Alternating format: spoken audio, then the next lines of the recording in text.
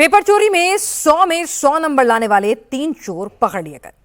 इन्हें पेपर चोरी का टॉपर कहा जा रहा है। तीनों पटना से पकड़े गए हैं। ये नीट, एईडीओ, बीपीएससी और सीबीएसई की परीक्षा पास कराने का ठेका लेते थे। बायोमेट्रिक में खेल में ये टॉपर थे। असली स्टूडेंट की जगह सॉल्वर बैठा दिया करते। डॉक्यूमेंट में फर्जीवाड़ा करने में भी ये टॉपर थे। नीट और ग्रुप डी की परीक्षाओं में इन्होंने कारनामे किए। एक कैंडिडेट को पास कराने की मोटी कीमत वसूलते थे। 12 लाख से लेकर 30 लाख रुपए तक का रेट फिक्स था। सबसे ज्यादा हैरानी वाली बात तो अब सुनिए। इन पेपर चोरों में से 2 डॉक्टर हैं। एक नामी कंपनी का सेल्स एग्जीक्यूटिव है। इन्होंने एग्जामिनेशन सिस्टम में सेंधमारी कैसे लगाई, वो कहानी सुनेंगे तो वो और भी इंटरेस्टिंग है। इस रिपोर्ट में उस कहानी का एक एक पन्ना खुलने जा रहा है। वो चुटकी में जाति बदल देते हैं, वो चुटकी में चेहरा बदल देते हैं, वो चुटकी में पहचान बदल देते हैं, वो चुटकी में कॉपी बदल देते हैं, वो चुटकी में कैंडिडेट बदल देते हैं, वो चुटकी में सर्टिफिकेट बदल देते हैं। पटना के 3 पेपर चोर, 30 लाख में नौकरी श्योर। पटना की आर्थिक अपराध शाखा ईओयू ने ऐसे ही 3 पेपर चोरों को पकड़ा है। इन सब पर आरोप है कि इन पेपर चोरों ने नीट यूजी की परीक्षा में चोरी कराई, फिर री नीट यूजी में धांधली की, ग्रुप डी की परीक्षाओं में हेराफेरी की। इसके अलावा इन पेपर चोरों ने एईडीओ, बीपीएससी और सीबीएसई की परीक्षाओं में भी बड़ा खेल किया।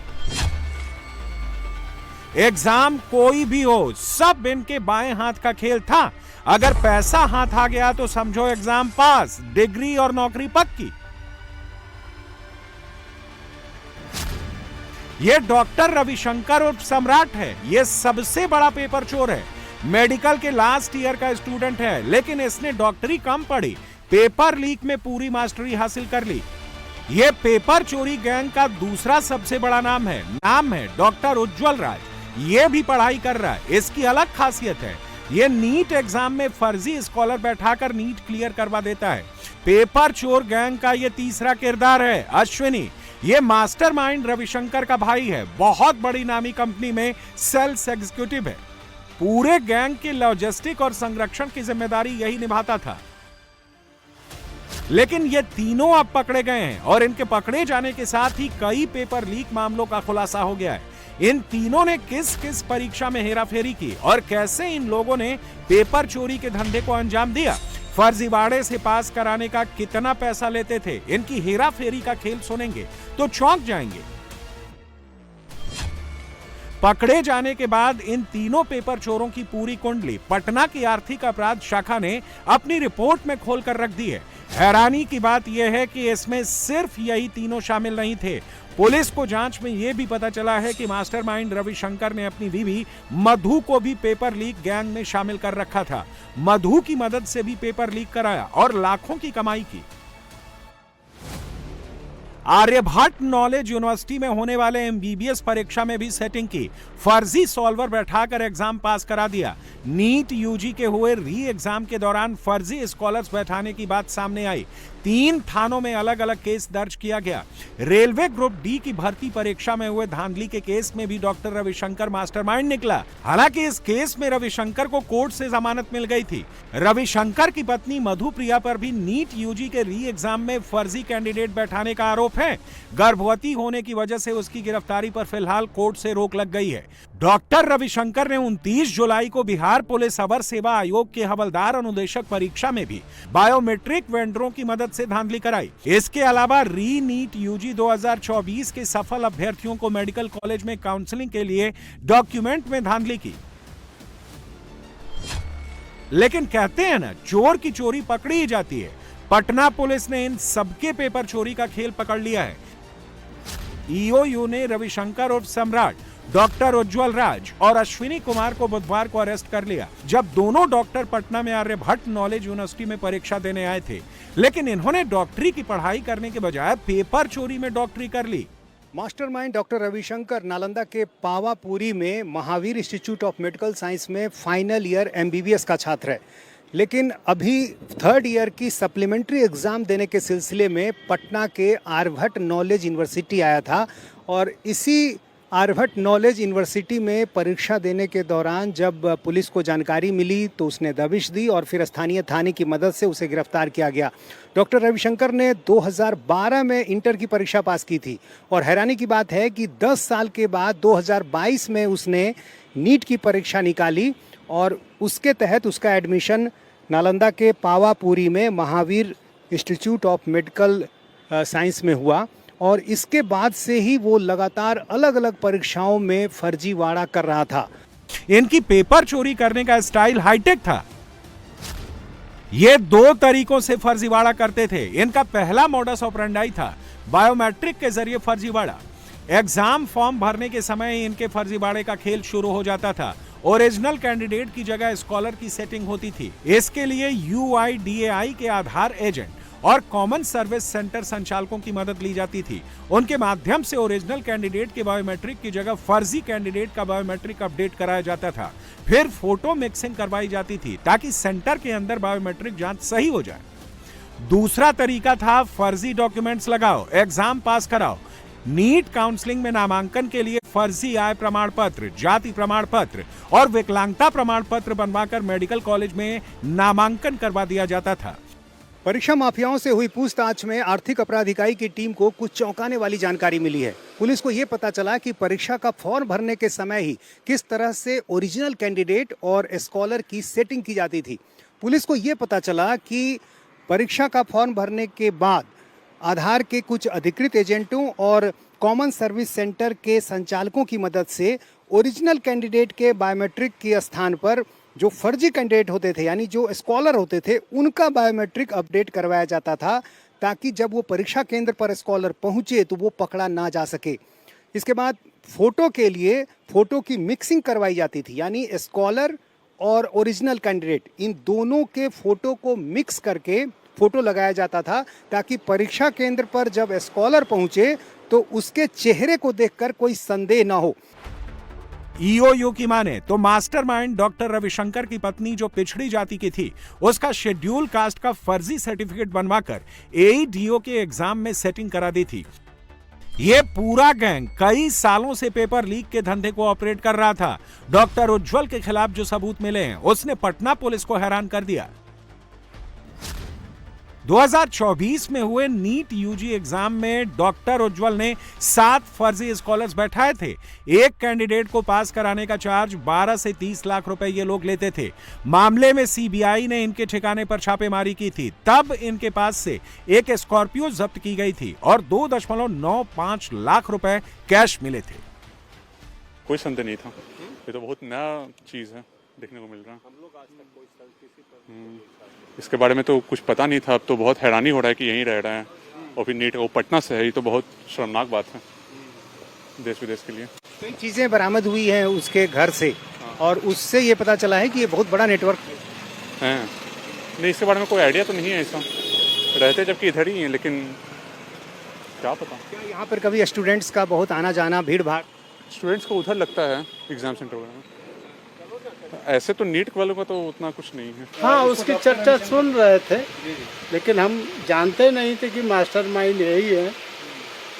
नाम भी Pawapuri medical Vardhman medical college का जो है सुने थे। संयोग से ये शायद इनका लिंक वहीं से है, वहीं पर थे ये। कभी नहीं, ऐसा तो कभी नहीं हुआ। अब जनरली यहाँ पे सारे फैमिली रहते हैं, है ना। अब वो भी अपने फैमिली के साथ ही यहाँ रहते थे।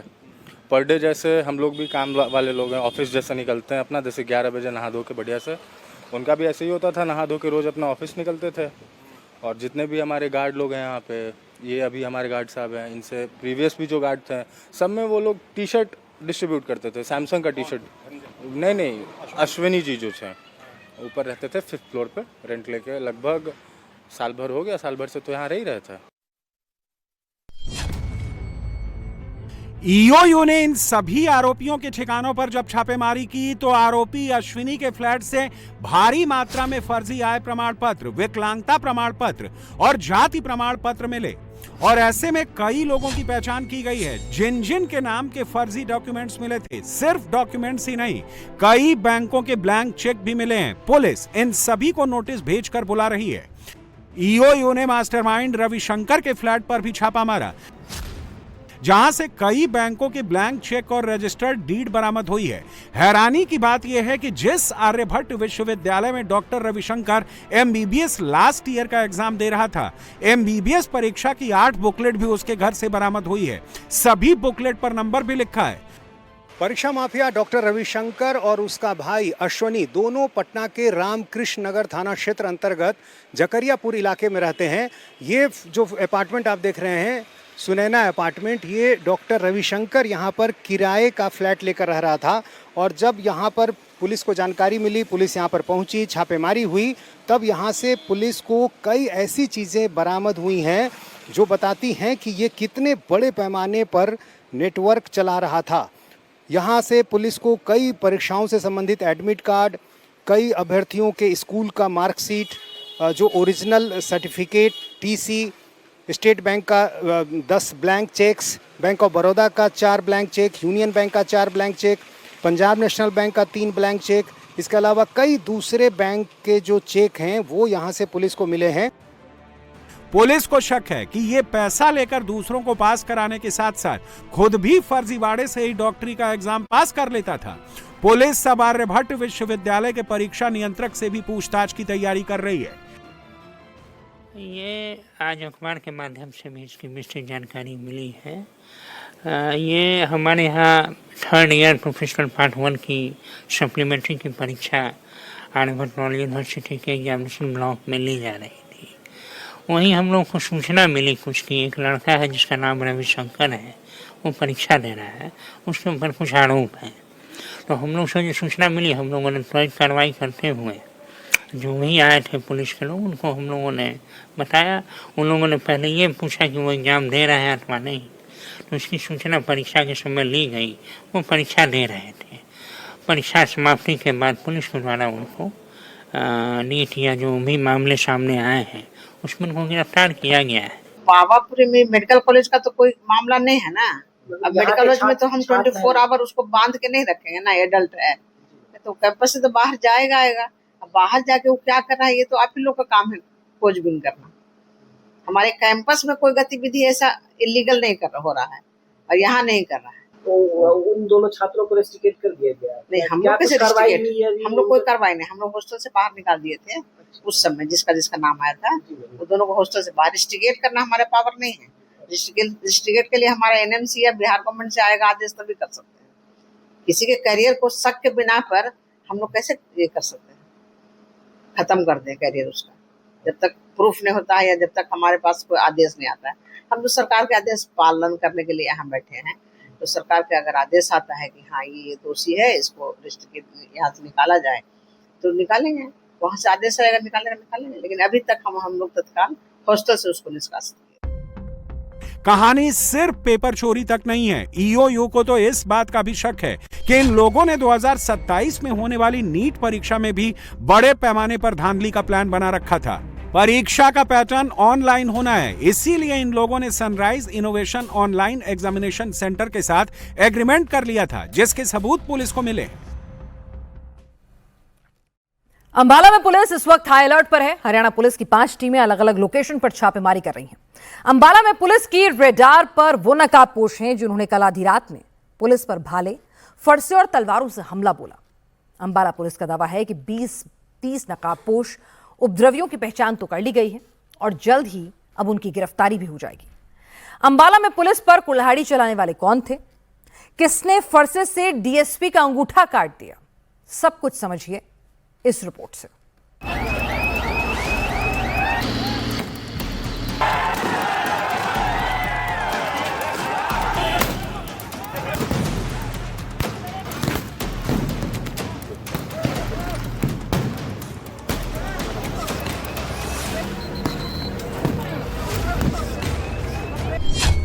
अंबाला में हाईवे पर टीयर गैस के राउंड पर राउंड क्यों चले?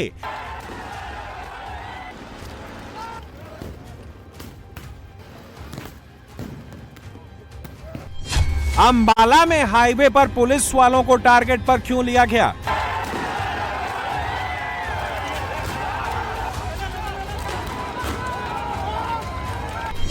अंबाला में भाले, फरसा और तलवार लेकर भीड़ प्रदर्शन में क्यों आई थी?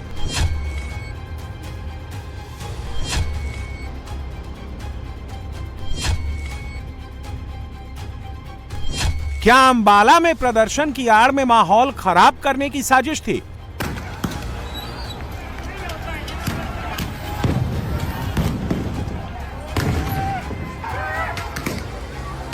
सबसे बड़ी शरारत ये करना स्टार्ट की थी, ये गैस टैंकर जो जाम में फंस गया था तो उसके ड्राइवर से चाबी छीन के और इसके साथ इनका शरारत करने का इरादा बार बार दिख रहा था। हमने इनको बहुत बार आग्रह किया कि इस गैस टैंकर को यहाँ से निकालने दिया जाए ताकि कोई हादसा ना हो जाए, परंतु कुछ शरारती तत्वों ने जानबूझ के उस ड्राइवर की चाबी छीन के वहां से लेके भाग गए और ड्राइवर को भी डरा धमका के यहाँ से दूर कर दिया।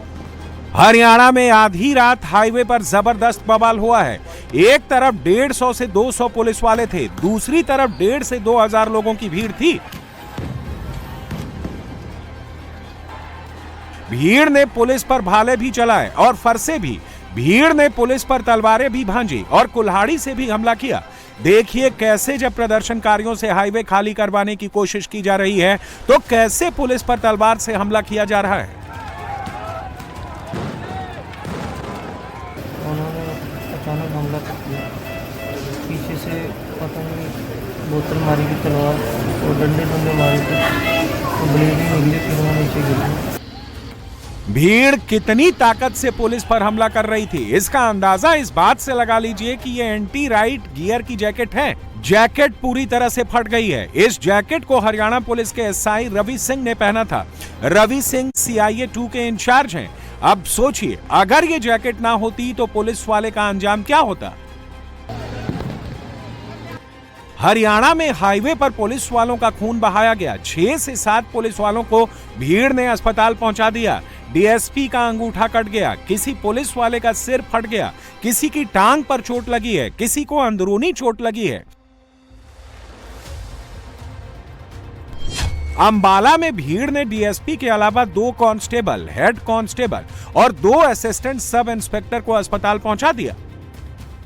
हमले के जिसमें काफी पुलिस कर्मचारी घायल हुए हैं, चोटें आई हैं, बहुत ज्यादा इंजर्ड हो गए हैं जवान 10 से 12। एक तो हमारे डीएसपी साहब को पीजीआई में रेफर भी किया कल, और उनकी तरफ से किसी के पास भाले, वो तलवारें, डंडे, काफी हथियारें थे। उनको काफी मशक्कत के बाद पुलिस ने फिर हाईवे का जाम वो खुलवा दिया। अब पहले ये समझ लीजिए कि आखिरकार अंबाला हाईवे पर भीड़ क्यों आई थी। अंबाला में 13 अगस्त को पंजोखरा साहिब गुरुद्वारे में सिख संगत की मीटिंग बुलाई गई थी। सिख संगत की मीटिंग इसलिए थी कि पंजोखरा साहिब विवाद मामले में गुरसिमरन सिंह मंड के खिलाफ मामला दर्ज किया जाए। बैठक के बाद संगत ने नेशनल हाईवे 44 को जाम करने का ऐलान कर दिया।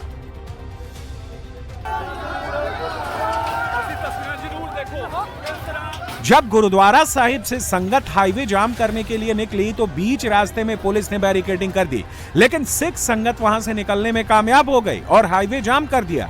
उसी के बाद ये पूरा बवाल हुआ।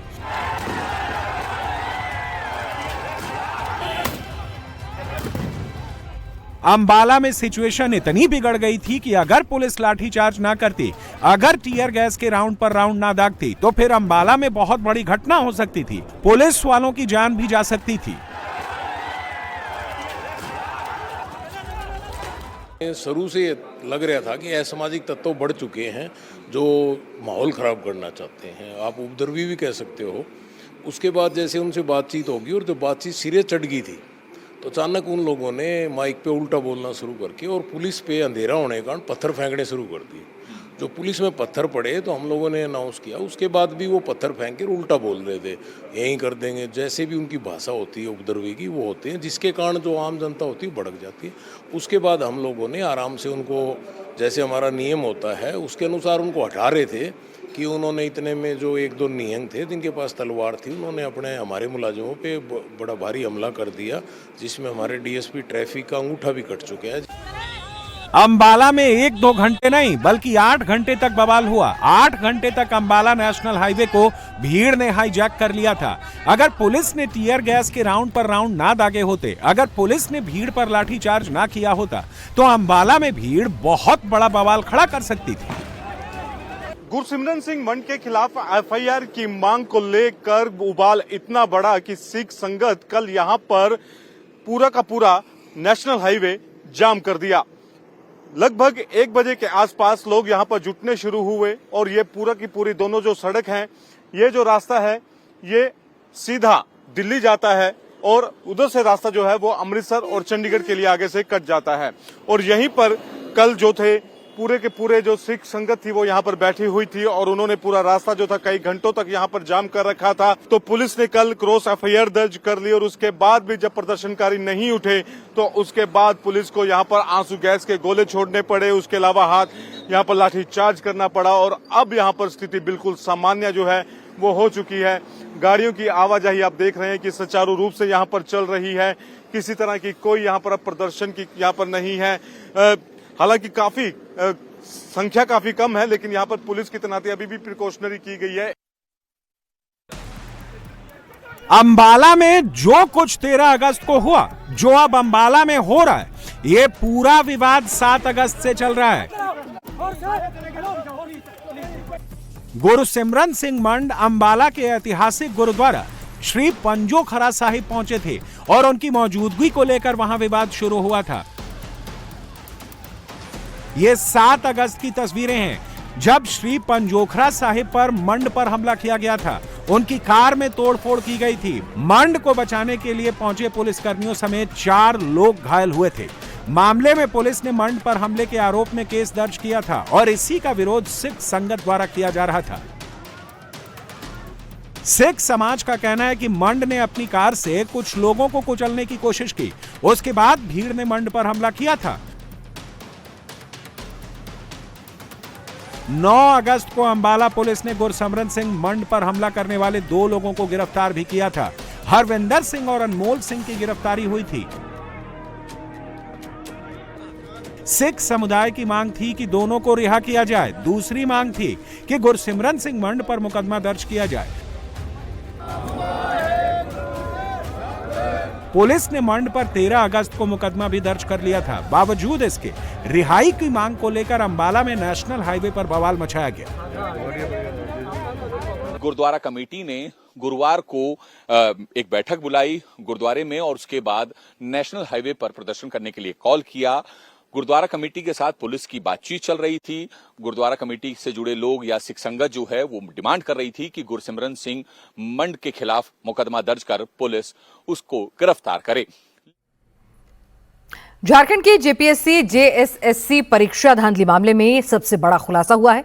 सीआईडी की वो एफआईआर कॉपी इंडिया टीवी के पास है जिससे करप्शन की एक एक परत खुल जाती है।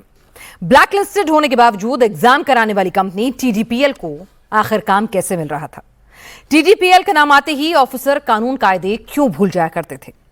मास्टरमाइंड अभय तिवारी और एग्जामिनेशन कंट्रोलर श्वेता गुप्ता ने सीआईडी के सामने कौन कौन से राज उगले हैं, किस किस का नाम लिया है, इस रिपोर्ट में आप भी देखिए।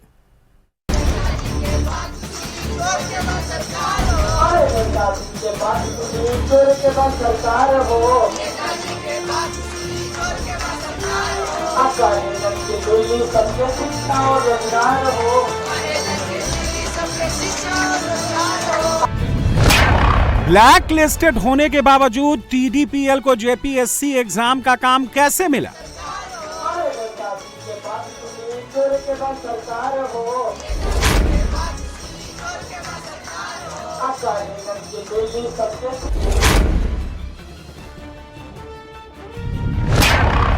अभय तिवारी का जेपीएससी चेयरमैन और टीडीपीएल से क्या संबंध?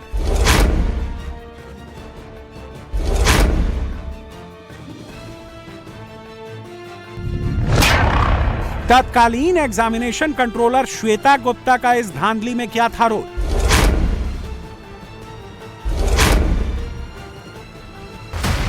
झारखंड में छात्रों का आंदोलन 21वें दिन भी जारी है। रांची के जयपाल सिंह मुंडा स्टेडियम में चल रहे इस प्रदर्शन में बड़ी संख्या में छात्र छात्राएं अपनी मांगों को लेकर डटे हुए हैं। सबसे बड़े परीक्षा घोटाले को लेकर अब तक का सबसे बड़ा खुलासा हुआ है। इंडिया टीवी के पास सीआईडी की वो एफआईआर कॉपी हाथ लगी है जो पूरे रैकेट को बेनकाब कर रही है। सीआईडी की एफआईआर और अब तक की जांच में एग्जाम कंडक्ट कराने वाली कंपनी टीडीपीएल से लेकर तमाम गुर्गों के रोल सामने आ गए हैं। जांच के दौरान जेपीएससी एग्जाम कराने वाली कंपनी टीडीपीएल को लेकर जो फैक्ट सामने आए हैं वो बेहद चौंकाने वाले हैं। जांच में खुलासा हुआ है कि टीडीपीएल कंपनी पहले जेएसएससी का एग्जाम कराती थी, लेकिन लगातार गड़बड़ियां मिलने के बाद उसका कॉन्ट्रैक्ट मई 2025 में कैंसिल कर दिया गया था। साथ ही कंपनी को अगले 3 सालों तक एम्प्लॉयमेंट प्रोसेस में शामिल होने पर रोक लगा दी गई थी। इसके बावजूद जेपीएससी जैसे बड़े एग्जाम कराने का काम कंपनी को दिया गया। झारखंड के जेपीएससी 14वीं परीक्षा, इसके साथ ही जेएसएससी सीजीएल परीक्षा में जो धांधली हुई, इस पूरे मामले में सीआईडी ने 22 जुलाई 2026 को एक मुकदमा दर्ज किया। इंडिया टीवी के पास ये एफआईआर की कॉपी एक्सक्लूसिव मौजूद है जिसमें टीडीपीएल की भूमिका, जिसने इस परीक्षा को कंडक्ट करवाया, बेहद लापरवाही इस कंपनी की पाई गई। इसके साथ ही अभय तिवारी जो कि टीडीपीएल कंपनी में मार्केटिंग मैनेजर था, इसके साथ ही श्वेता कुमारी गुप्ता जो कि एग्जाम कंट्रोलर थी, इनकी क्या क्या लापरवाहियां सामने आई जिस वजह से ये बड़ी धांधली झारखंड के इन दोनों ही परीक्षा में देखने को मिली। एक एक खुलासा सिलसिलेवार तरीके से इंडिया टीवी करने जा रहा है। देश के सबसे बड़े एग्जाम स्कैम में अब तक मुख्य सिंडिकेट और मास्टरमाइंड अभय तिवारी, जेपीएससी की डिप्टी एग्जामिनेशन कंट्रोलर श्वेता कुमारी गुप्ता समेत 21 लोगों की गिरफ्तारी हो चुकी है। आरोपियों पर जेपीएससी और टीडीपीएल से मिलीभगत करके परीक्षा में धांधली का आरोप है। जिस टीडीपीएल को लेकर सवाल उठ रहे थे उस पर उत्तर प्रदेश में भी गंभीर आरोप लग चुके हैं। 2021 में एग्जाम में गड़बड़ी कराने के जुर्म में कंपनी के डायरेक्टर सत्यपाल सिंह और रामवीर सिंह की गिरफ्तारी भी हो चुकी है। आरोपी श्वेता गुप्ता ने पूछताछ के दौरान कबूल किया है कि जेपीएससी जैसे अहम एग्जाम के लिए नियमों की अनदेखी की गई। एग्जाम का कॉन्ट्रैक्ट देने से पहले कोई छानबीन नहीं की गई। टीडीपीएल कंपनी को नॉमिनेशन के आधार पर एग्जाम कराने का काम दिया गया था। इसके लिए कोई टेंडर नहीं निकाला गया था। जेपीएससी और जेएसएससी परीक्षा में जो भी अहम दस्तावेज और डॉक्यूमेंट्स होते हैं, ये नियम है कि इसको पेन ड्राइव या हार्ड डिस्क के माध्यम से ही कहीं पर ले जाया जा सकता है, लेकिन व्हाट्सएप के जरिए इन अहम डॉक्यूमेंट्स को ट्रांसफर किया गया, जिससे बड़ी लापरवाही सामने आती है। इसके साथ ही एग्जाम कंट्रोलर श्वेता कुमारी गुप्ता का जेपीएससी से ट्रांसफर हो चुका था, बावजूद इसके वो एग्जाम कंडक्ट करवाने की प्रक्रिया में शामिल थी, जो कई सवाल खड़े करती है। जांच में एक और अहम फैक्ट सामने आया कि टीडीपीएल को एग्जाम प्रोसेस का एंड टू एंड काम सौंपा गया। परीक्षा के अलग अलग फेज को अलग अलग एजेंसियों के बीच बांटने का नियम है, लेकिन यहां भी नियमों की अनदेखी करते हुए टीडीपीएल को पूरी जिम्मेदारी दे दी गई। ऐसे में चेक एंड बैलेंस की पर्याप्त पूरी व्यवस्था नहीं रह पाई। कंपनी ने मनमाने तरीके से गड़बड़ियां की।